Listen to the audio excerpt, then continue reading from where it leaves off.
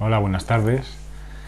Soy Rubén Sánchez Ruiz. Trabajo como psicólogo en un servicio especializado de atención a víctimas del delito desde hace 12 años y también desde hace unos 10 como formador pues, a diferentes colectivos de profesionales que atienden a víctimas también. También soy agente de igualdad y bueno, os he dado una primera conferencia o charla sobre el trauma y la afectación emocional por el hecho de sufrir delitos violentos, y ahora esta segunda parte es sobre la capacidad de resiliencia. Una palabra un poco extraña, suena un poco rara, es difícil de pronunciar, pero esta capacidad nos abre un nuevo paradigma para trabajar en las ciencias sociales, en las ciencias humanas. Es un concepto que viene de la metalúrgica y significa la capacidad que tiene un material de absorber una fuerte presión sin deformarse y que luego pues recupera su forma original. Un ejemplo claro, imaginaros una pelota antiestrés, ¿no?, que se puede apretar fuertemente, ¿no?, se le puede poner incluso un peso muy grande encima, y cuando esa presión se va, la pelota vuelve a recuperar su forma original. Pues esta capacidad llevada a la psicología es hacia los años 90 que empieza a coger fuerza este paradigma de trabajo, y dicen pues la capacidad que tiene una persona de superar situaciones traumáticas en su vida sería esta capacidad de resiliencia, de sobreponerse. Resiliencia viene de resilio, que quiere decir rebotar, resurgir, resistir, sobreponerse, dejar ir, ¿no? Entonces esta visión más positiva o más de la supervivencia, ¿no?, si se le quiere llamar. También hay autores y autoras que la capacidad de resiliencia le dicen la esperanza realista. Es como una forma de materializar este sentimiento de esperanza. Es una perspectiva de trabajo más positiva, más constructiva, más de que hay alternativas, ¿no?, que aunque una situación traumática o muchas situaciones traumáticas pueden dañar, pueden generar traumas y heridas emocionales, pues la capacidad de resiliencia es una capacidad que está viva, se puede desarrollar a lo largo de toda la vida.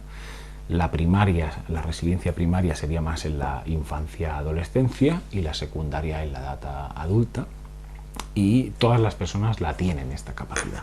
Hay personas que la tienen más activada, personas que la tienen muy bloqueada, personas que la tienen muy bien desarrollada, y esto pues iré dando datos para que vosotras y vosotros podáis sacar conclusiones. Referentes o autores y autoras de la resiliencia: Emmy Werner, Boris Cyrulnik, Jorge Barudi, Michel Mancieu, Ruther, Van Nistendal. Hay muchísimos autores y autoras, pero estos serían los principales, los que más han estudiado esta capacidad humana.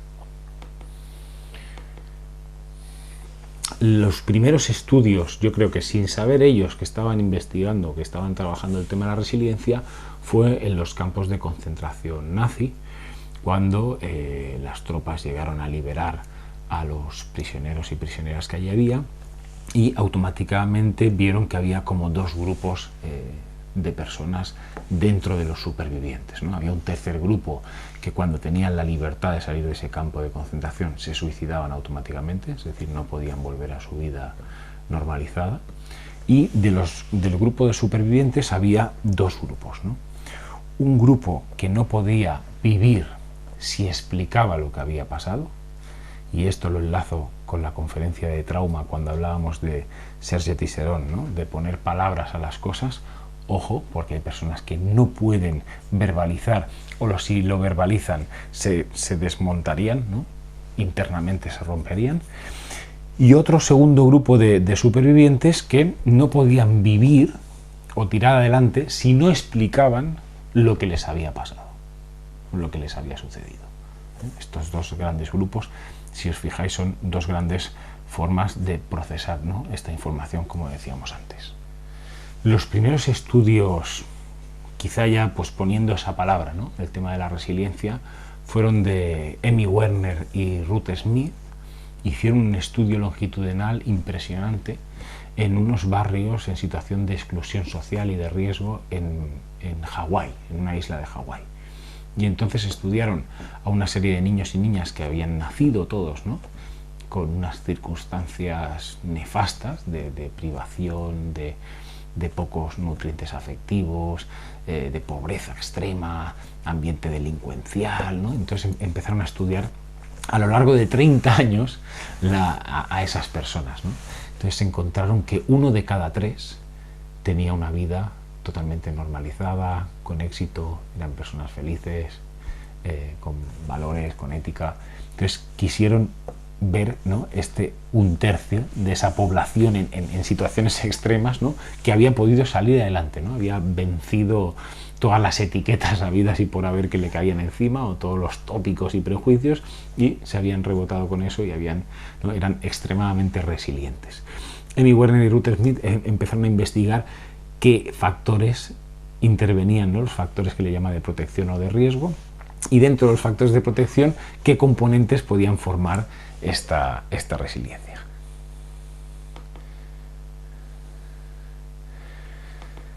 Pero antes de pasar a los componentes, un poco explicar contra qué creo yo que lucha esta capacidad de resiliencia o este nuevo paradigma de intervención. Pues lucha contra el miedo, lucha también contra la resignación, lucha contra lo que es un pesimismo, ¿no?, o una visión negativa de las personas, de la vida y de las relaciones, ¿no?, dando como romper con esa desesperanza que muchas veces se enquista, ¿eh? Es verdad que hay situaciones muy graves y hay a veces politraumatismos incluso, ¿no?, a nivel emocional o cerebral, difíciles de trabajar, pero bueno, siempre hay alguna posibilidad de mejora, por pequeña que sea, ¿no? Yo creo que lucha contra el sentimiento de culpa y trabaja el tema de la responsabilidad, que yo creo que es muy, muy importante, pero primero siempre tiene que haber un reconocimiento de esa persona, ¿no?, de lo que ha sufrido. Si no hay ese reconocimiento como víctima o como perjudicada y directamente se empieza a abordar el tema de la responsabilidad, se puede potenciar muchísimo el sentimiento de culpabilidad y bloquear a esa persona. Por lo tanto, la capacidad de resiliencia se tiene que introducir poco a poco, no se puede plantear a lo mejor el primer día, ¿no?, que empiezas a trabajar a nivel psicológico o terapéutico, y en otras personas, según la fase en la que esté o en la etapa, sí que se puede plantear porque les puede ser un motivador, ¿no? Es decir, cuando ellas o ellos no ven esperanza, el explicarle que existe esta capacidad, que es una capacidad humana, que es una capacidad que se mueve en interacción con las personas y que se puede desarrollar, que las tenemos todos y todas, también es un motivador, ¿no?, de decir, que no me voy a quedar así, ¿no?, que yo puedo hacer cosas y puedo mejorar. Lucha también contra la angustia de estar viva, ¿no?, esta angustia del superviviente, ¿no? También lucha contra el estigma, contra las etiquetas, contra la vergüenza de lo que le ha pasado, ¿no? Es muy interesante esta identidad. A mí me gusta mucho la identidad de superviviente o de testimonio, que le dicen, ¿no? Yo soy testimonio porque a mí me ha pasado y estoy aquí para poderlo explicar que esto pasa, ¿no? Y estoy pensando ahora en un caso de abusos sexuales que es frecuente que se denuncie o que se diga después a lo mejor de 20 o 30 años que han pasado los abusos, ¿no? Entonces la persona tiene el coraje o la fuerza necesaria, o se encuentra en un entorno, en una situación cuidada, ¿no?, y bien atendida y bien querida, y entonces esa persona tiene la valentía de decir, pues a mí me pasó esto, ¿no? Entonces yo he sido testimonio y esto pasa, y yo soy de una familia benestante o normalizada, no soy una familia de un barrio en una situación de exclusión, y entonces pues es testigo, ¿no?, es decir, si esto pasa hoy en día en el 2014, ¿no?, por ejemplo. También yo creo que lucha contra un concepto más etéreo, que sería el de la felicidad, ¿no?, que es un concepto así como un poco abstracto, y se centra más en la alegría, ¿no? La alegría es mucho más palpable, mucho más de los sentidos, mucho más de momentos puntuales, ¿no?, de situaciones puntuales. La felicidad es como un constructo que muy bien no se sabe qué. Yo la puedo asociar más a lo mejor a un estado de paz, ¿no?, un estado de estabilidad, de paz, de equilibrio. Bueno, la resiliencia lucha contra la perspectiva del espectador, ¿no?, de que nosotros no seamos espectadores de nuestras vidas, sino que seamos los protagonistas y seamos actores y actrices de nuestra vida, que tomemos el control de nuestras vidas, de nuestro destino, de nuestras decisiones, de nuestro futuro, pensar en nuestros deseos, en nuestros sueños, en nuestros proyectos. Y yo creo, pues eso, es un concepto muy, muy positivo. Yo creo que está cargado de fuerza. Y también, y por último, y sé que este es un tema un poco delicado, también lucha contra la violencia, ¿no?, en favor de lo que se llama el concepto de autodefensa, ¿no? El concepto de autodefensa como el derecho de legítima defensa, de responder ante una agresión, ¿no?, del tipo que sea, dentro de ese nivel, ¿no? Si es una agresión verbal, pues tiene que haber una autodefensa verbal, una agresión física, pues una autodefensa física, y bueno, para activar los recursos de esa persona, ¿no?, y los derechos a vivir una vida pues de forma lo más libre y segura posible. Es un derecho personal, es una decisión personal, una elección. Ahí lo dejamos. Hemos hablado en la anterior conferencia de la victimización primaria, que eran las secuelas y afectación directamente asociadas a sufrir el delito violento. La victimización secundaria sería todas aquellas secuelas producidas en el mismo momento que empiezan a intervenir circuitos, instituciones y profesionales. Cuando en el mismo momento en que se denuncia ese delito, se activan unos mecanismos.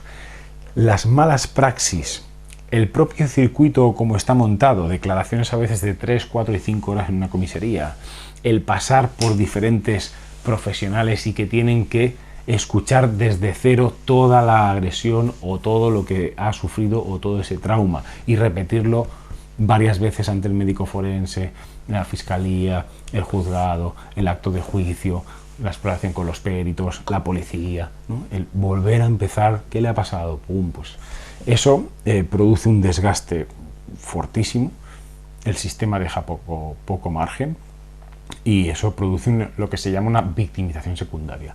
¿Por qué lo explico?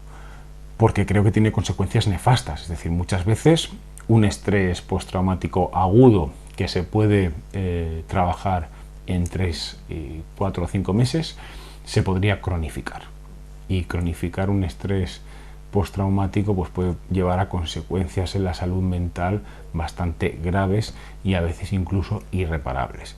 Entonces nosotros como profesionales que estamos en el mundo judicial, en el mundo social, sociosanitario, policial, tenemos que ser muy responsables y tener una intervención con unas pautas muy claras para no victimizar más a esa persona, sino al revés, alentarle y reforzarle esa identidad de superviviente, esa identidad de persona que ha sobrevivido a una situación dramática y transmitirle que tiene la fuerza para seguir adelante, sin presionarla. Toda exigencia, toda presión que se le haga para que tome una posición activa ante aquel trauma, ante aquella afectación que ya está sufriendo, se la está victimizando. Entonces hay que tener mucha cura, mucho cuidado, tener un buen vínculo de confianza con esa persona. No puede ser cualquiera que le diga que esto lo va a superar, que no pasa nada, que ningún problema, que no sé qué. Esto es muy peligroso. Hay que tener siempre expectativas reales, positivas, pero ser muy cuidadoso con la información. A veces se le obliga a la persona a actuar o a tener una actitud de una determinada manera, ¿no? Entonces, yo creo que eso puede ser hasta eso, ¿no? Le llaman iatrogénico, ¿no? Es decir, que la propia intervención profesional, en vez de beneficiar a la persona, la está perjudicando, sea desde el ámbito que sea. Entonces, esta resiliencia tendría como dos formas. La primera se le llama la resistencia a la destrucción. Es decir, tú eras de una determinada manera, con unos determinados valores y creencias, sufres el delito y no cambias tu forma de ser, tu carácter, tu personalidad. Esta sería la primera parte, ¿no? Resistencia a la destrucción. La segunda parte sería lo que le llaman el espíritu constructivo. Esto es un segundo nivel, esto ya sería de máster, ¿no? de la persona, que sería que no solo no cambia su forma de ser o su personalidad, sino que hace un crecimiento personal y mejora, ¿no?, como persona por lo que ha sufrido. Le cambia el chip y esto ya, por eso digo que esto ya es un segundo nivel y esto es mucho más complejo. La primera, el recuperar a aquella persona que era después del trauma, es un trabajo más realista, más asequible. El hacer un crecimiento personal a partir del trauma sufrido de la agresión, esto ya es más complicado.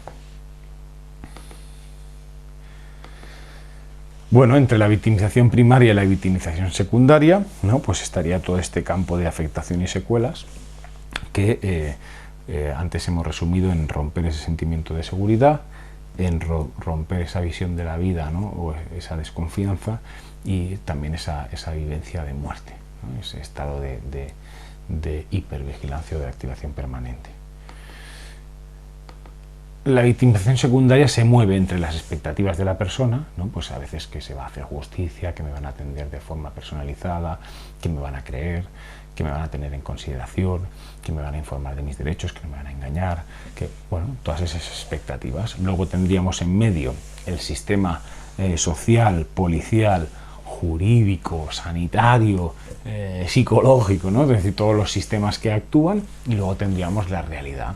Cuanto más distancia haya entre la realidad y las expectativas que se ha creado la persona, y cuanta más mala praxis haya en esos sistemas que hemos dicho, mayor será la victimización secundaria, mayor será el peligro de cronificar esa afectación y secuelas. Os explico una metáfora de la capacidad de resiliencia. Yo estaba de viaje hace unos años en Egipto, estaba visitando un templo de estos con unas columnas espectaculares y fantásticas, y me di cuenta que entre los pilares que había y la columna, que eran columnas de 2-3 metros de diámetro, había una pequeña pieza. Os he puesto aquí una imagen. Había una pequeña pieza rectangular, ¿no? Entonces se me ocurrió una metáfora para poder explicar qué era la resiliencia.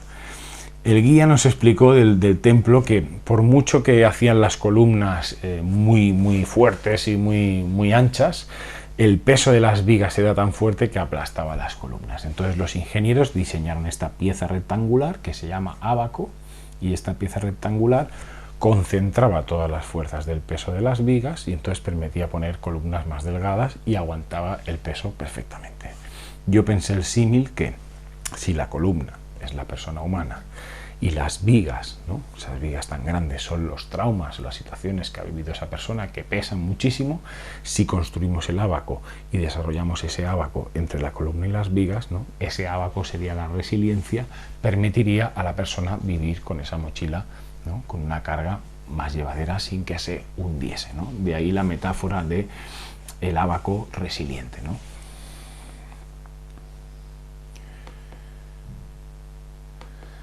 Dentro de este ábaco resiliente estarían los componentes. Yo he intentado fusionar o llegar a un acuerdo con todos los componentes que formarían ese ábaco,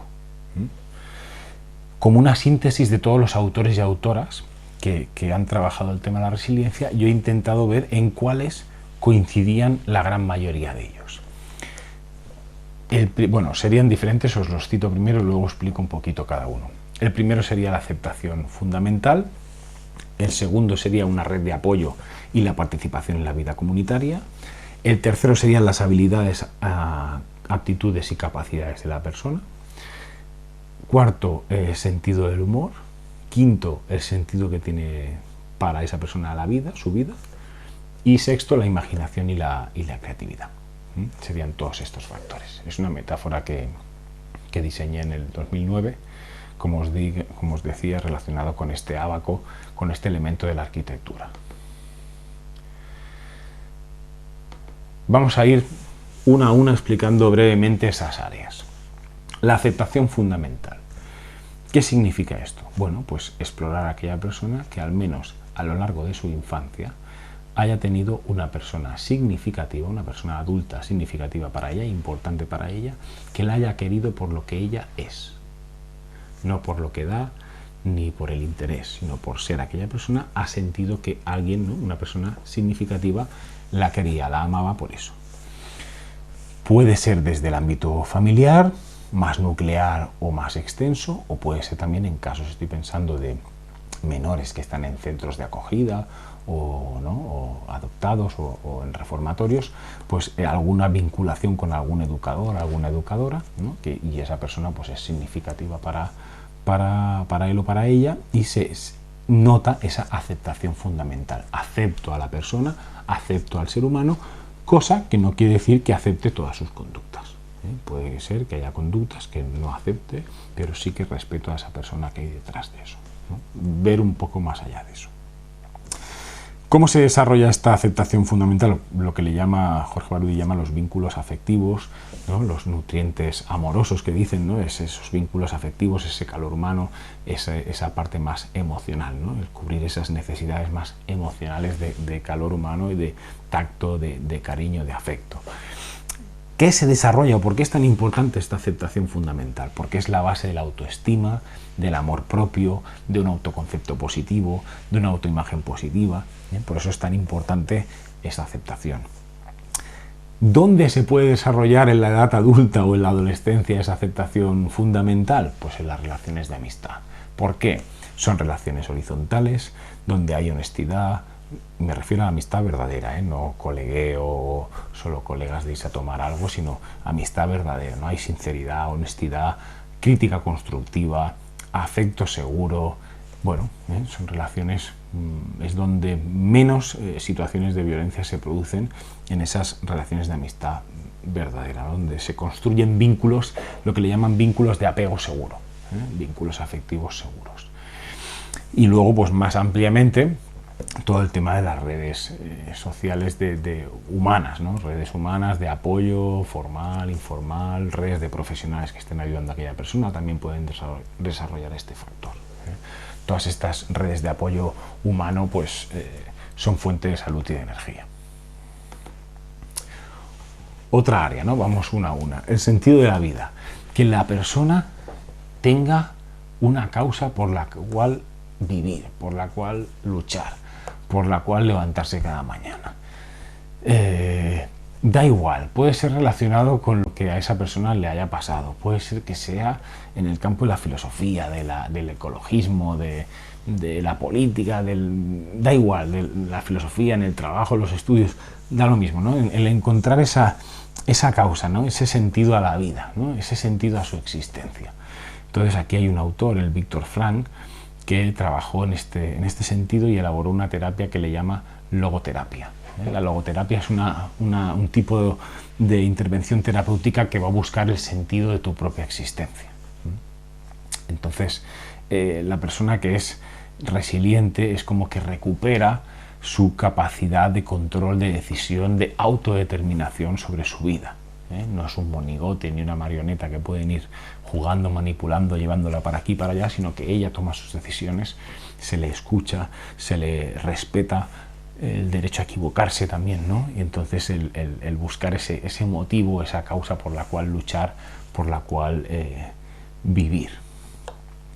Entonces, esa visión que decíamos antes, ¿no? Ese espíritu constructivo, el aprendizaje constante, bueno, pues puede haber una o varias causas del sentido de la vida.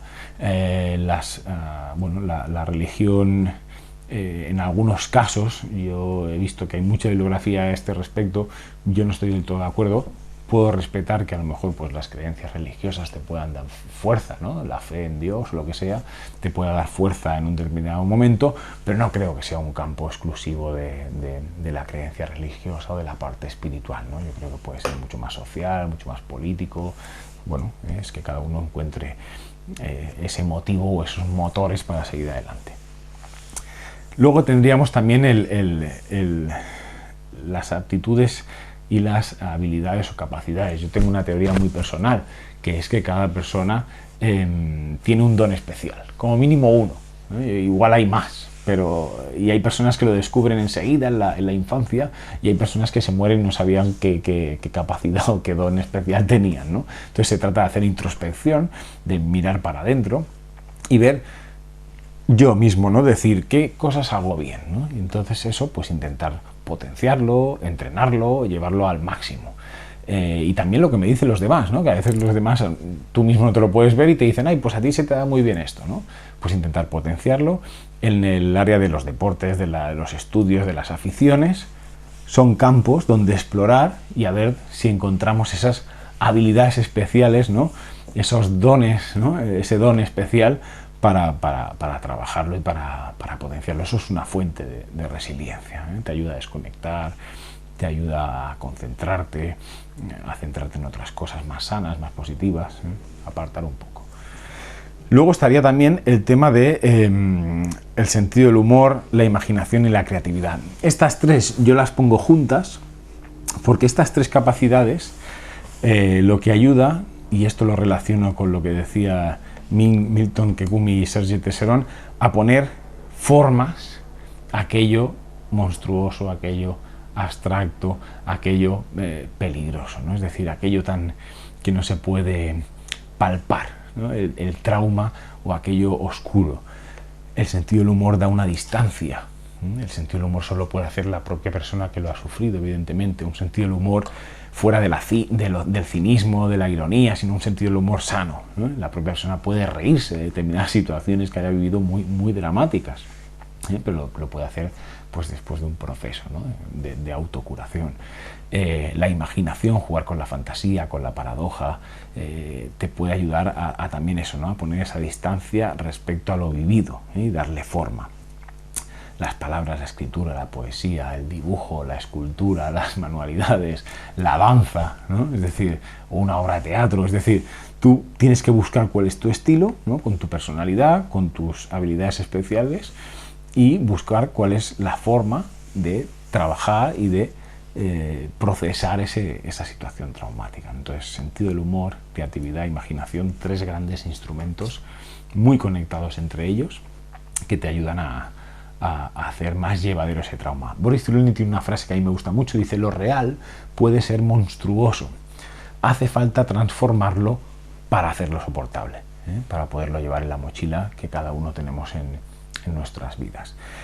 Estos tres factores tienen mucha relación entre sí. En general, todos los factores de la resiliencia, todas las áreas de la resiliencia están interconectadas y unas influyen a otras. Hay personas que tienen más desarrolladas unas áreas y otros supervivientes tienen otras áreas desarrolladas, pero nos permite eso, resignificar las experiencias traumáticas, darle un nuevo sentido, darle un nuevo significado, darle una nueva interpretación.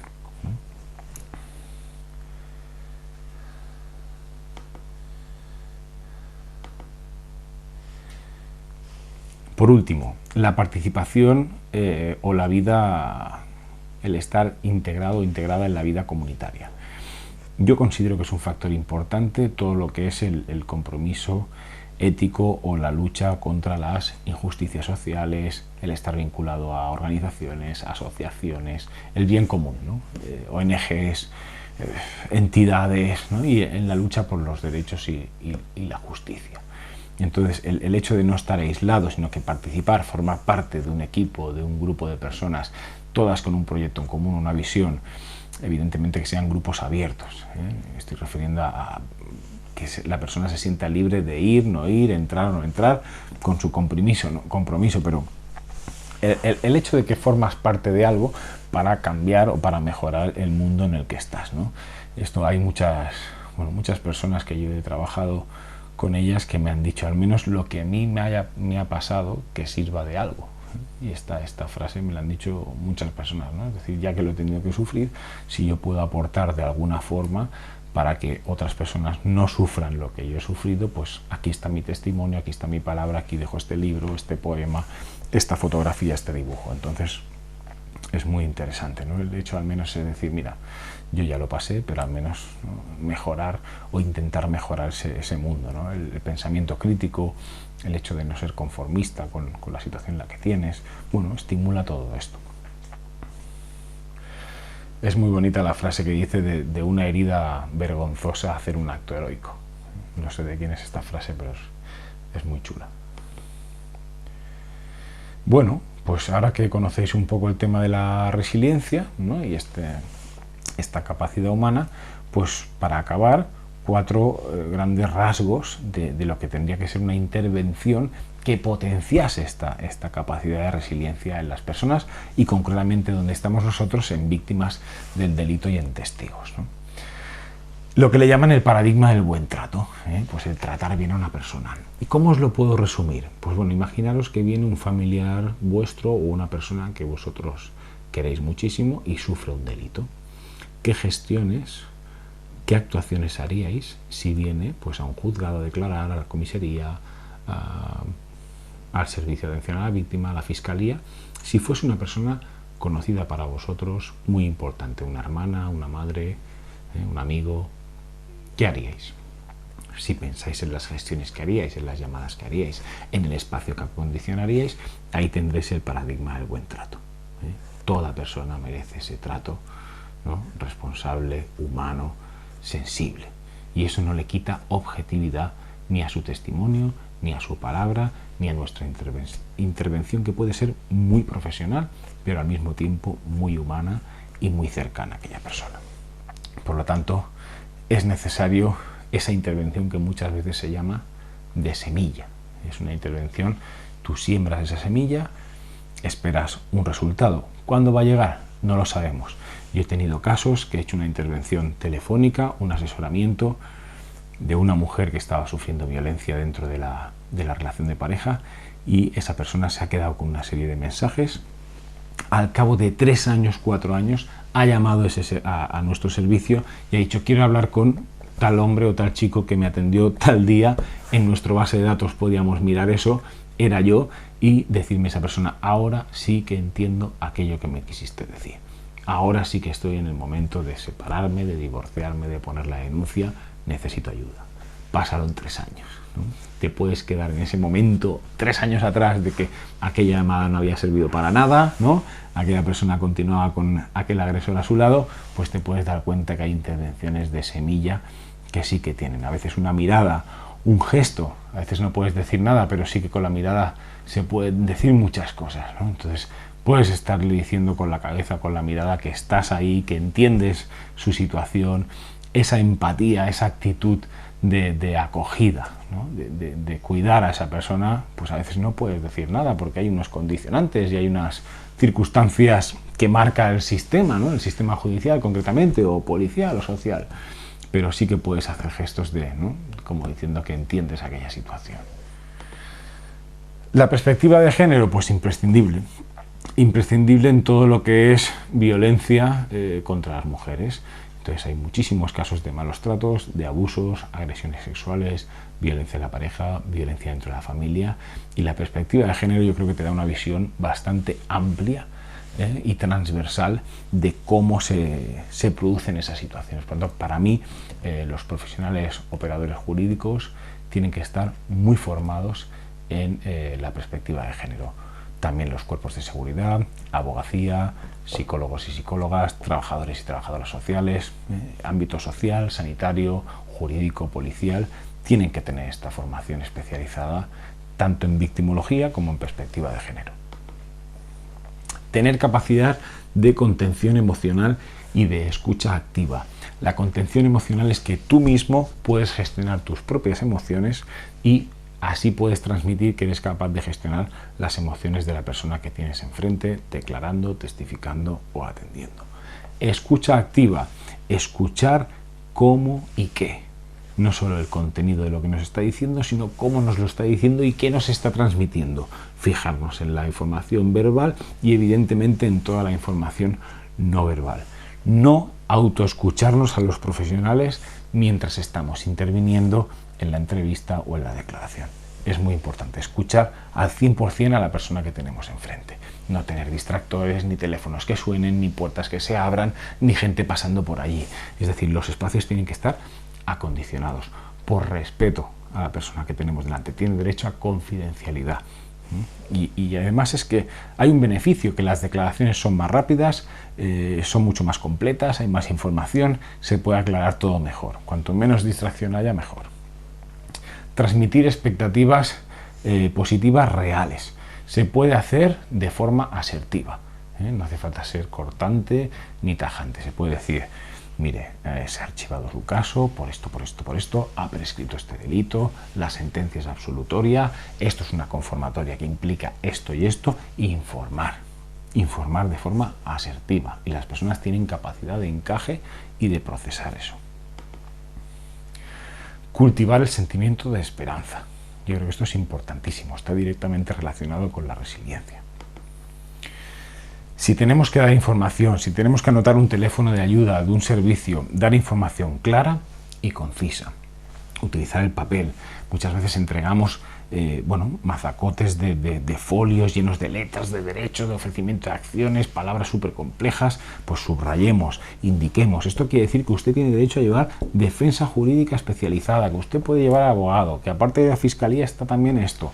Expliquemos, con información clara y dosificada, poco a poco. Respetar el proceso de recuperación, que muchas veces es lento y muchas veces tiene idas y venidas. A veces yo os hablo como psicólogo, ¿no? Pues te preparas una sesión a conciencia y llega la hora, miras un cuarto de hora, media hora, no viene la persona, no llama, no te avisa y al cabo de 3 días llama que es urgente, que necesita una hora, que tal y que cual. Hay que tener muchísima flexibilidad y muchísima paciencia. Estoy hablando de personas muy traumatizadas, de personas con graves problemas de afectación. Si yo tengo una rigidez y cierro la puerta, estoy haciendo muchísimo daño. Entonces intentar, dentro de lo posible, ¿no? Dentro de los servicios, sobre todo de apoyo y de ayuda a las víctimas, ser flexibles y tener muchísima paciencia. Para mí es el trabajo que más desgaste personal me ha producido, pero también os tengo que decir que es el trabajo que más gratificación personal me ha dado, ¿no? El ver que una persona se puede recuperar y puede salir adelante y se recupera su calidad de vida, y eso no tiene precio. ¿En qué se resumiría estas mini intervenciones? Pues el intentar hacer, el principio sería mínima intervención, no redundante, no repetir, no duplicar, máxima ayuda. Este sería el principio, mínimas intervenciones con la máxima ayuda. Y no ser redundante y no repetir.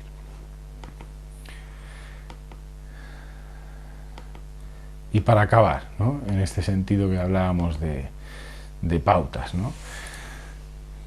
Pensar una cosa, cuando una víctima de violencia, ¿no? rompe su silencio, rompe con ese secreto, sea el que sea, malos tratos, abusos, agresión sexual, es un ejercicio de coraje extremo.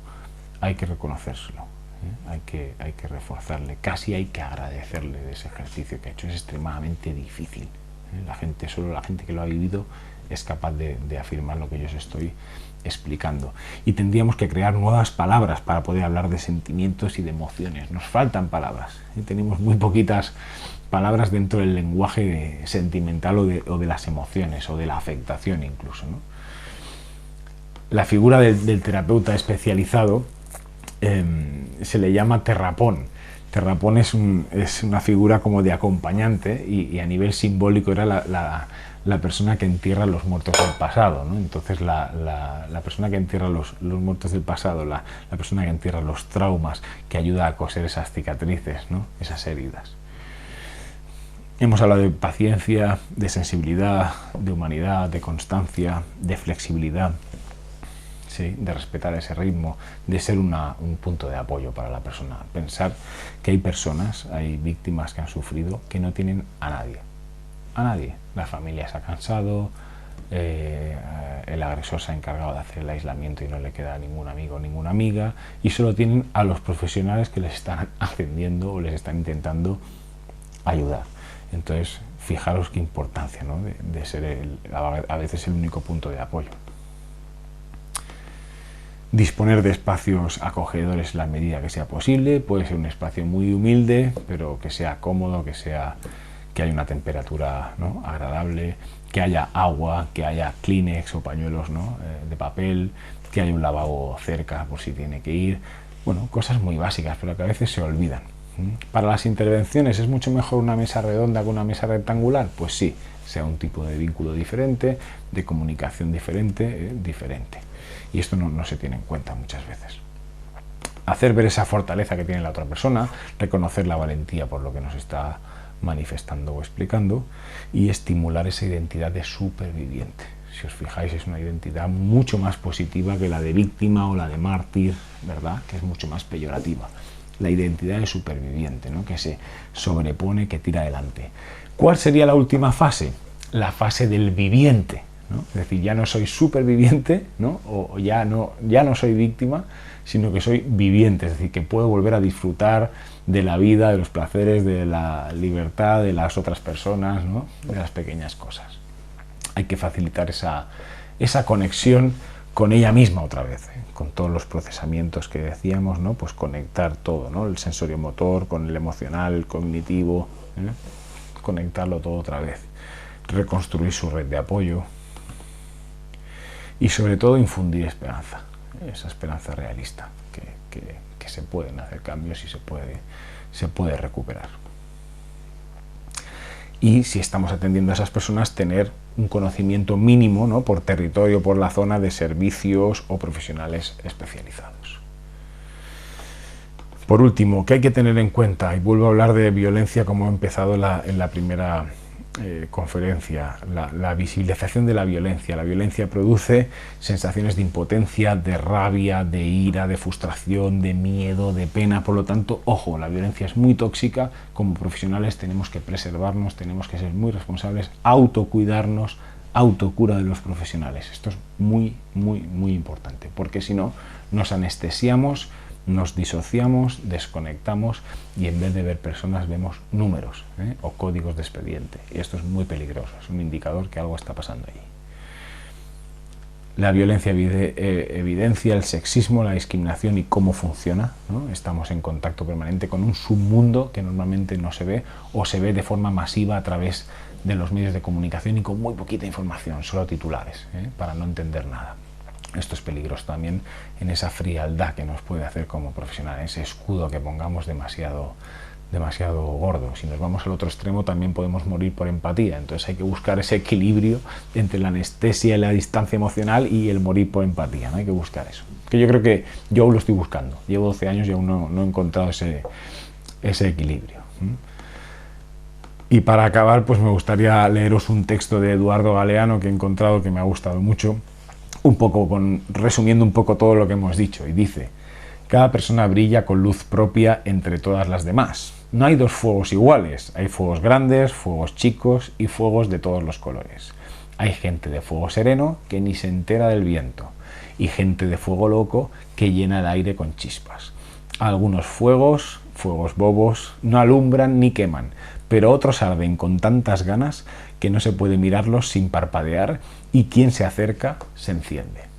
Muchas gracias a todos y a todas, espero que os haya resultado interesante. En el material que adjuntamos hay una parte de bibliografía de todo lo que hemos hablado y también os facilito aquí mi contacto y el blog que creé hace 3 años con todos estos temas que estoy, como una forma de autocuidado también para mí como profesional. Lo tenéis aquí, se puede traducir al español automáticamente y se llama El Dita la Nafra. Muchas gracias y hasta pronto.